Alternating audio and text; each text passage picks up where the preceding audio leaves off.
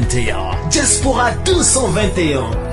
Pour retrouver toutes nos informations à chaud comme à l'accoutumée, tapez www.diaspora221.tv et optez pour des informations fiables et vérifiées.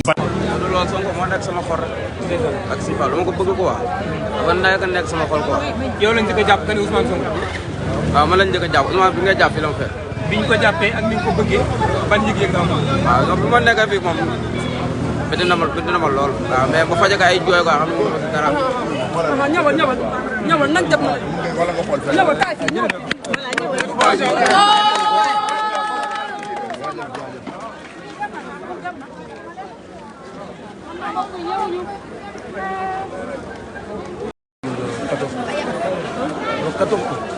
man kaso bi laa jógee. 31 juillet la ñoo jàpp. mais 14 août daa am suma mandat de dépôt. nan lañ la jàppee woon. waaw comme ñun moom fi ñu jàppee woon affaire Sonko rek ñun regretté wuñu daal parce que Sonko moom la ñu gëm daanaka comme ñun xam nañu ne bëgg Sonko daanaka dëri la ci dëkk bi ñun ragaluñu dugg ci loolu parce que xam nañu ñun li ñuy adhéré ci projet Pastef xam nañu lépp lu ñu ci mën a fekk xam nañu parce que xam nañu ne ñaar rek moo si am kaso wala dee comme yàlla def na kaso lañ ci dugg ñu koy sant yàlla regretté wuñu nag ñu fi indi regretté wuñu ñu fi indi parce que li ñu def bu dugg fi tey su nekkoon tey la ki ñu ko sekkal su ko defaatoon tey dañuy defaat li ñu defoon parce que fii li ñu fi xawoon a jaaxal mooy xamuñu ko mais comme yàlla def na xam nañu li fi nekk suñu fi génnee suñuy dellu si wax ñu mel ni ku jógee si kër dellu si kër rek li nekk si biir yëpp xam nañu ko léegi kenn dootuñu ko wax xëy na dina xaw a metti ci sa famille ak ñu ngay bàyyi si biir affaire yooyu noonu mais bu dee ñun la ñun ñu nekk si biir amuñu jafe-jafe parce que ñu dinañu dund si biir normal di nekk kii sama xarit ñoo ngi woon si biir moom xam na ne nekk si biir dund bi stable na am na ay côté yu métti trop nag la wax ne am na ay côté yu métti yoo xam ne def mais comme ñun yàlla def na nekkuñu woon ci côté yooyu ñu ngi woon ci ay côté yi nga xamante ne mooy côté yi gën a baax si kaso bi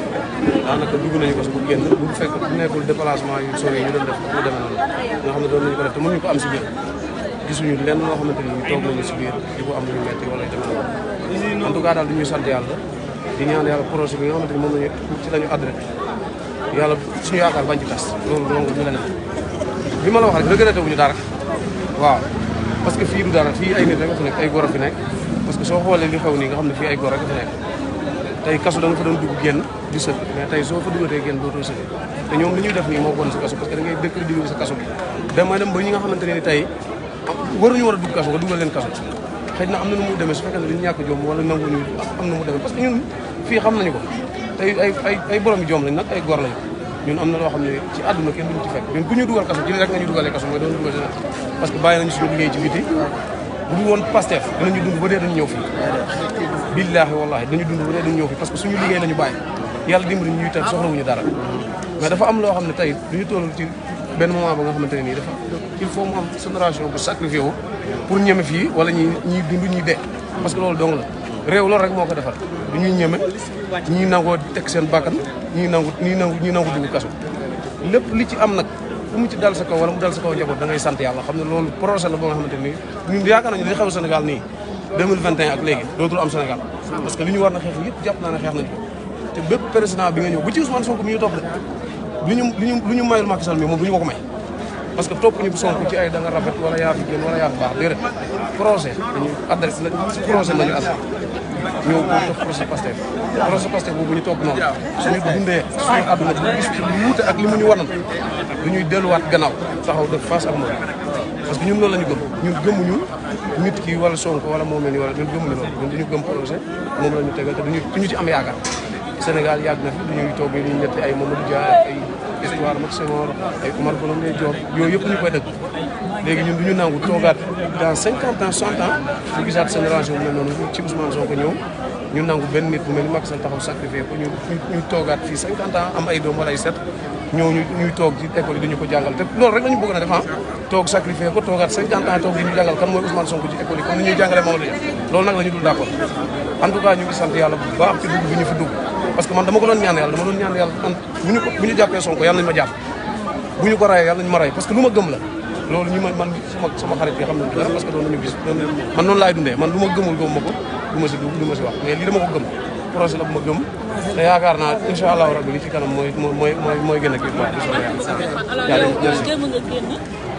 defaat si rek saabu. waaw ñun moom daanaka ma ne woon wax bi mais projet bi nga xamante ni moom lañ toog ba dugg ci d'abord pour ñun loolu noonu mooy soppi Sénégal ba xam te li ñu dugal kàddu gi amul dara loo xam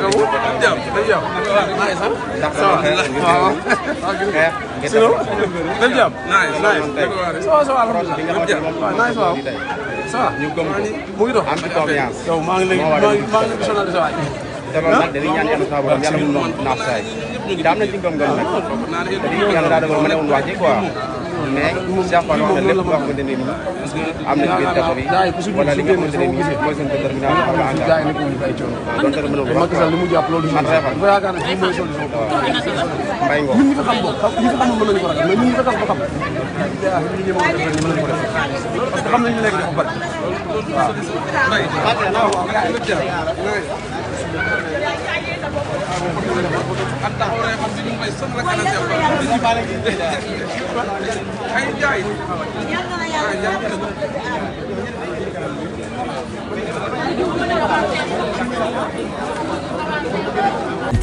Diaspora 221. Pour retrouver toutes nos informations à chaud comme à l'accoutumée, tapez www.diaspora221.tv et optez pour des informations fiables et vérifiées.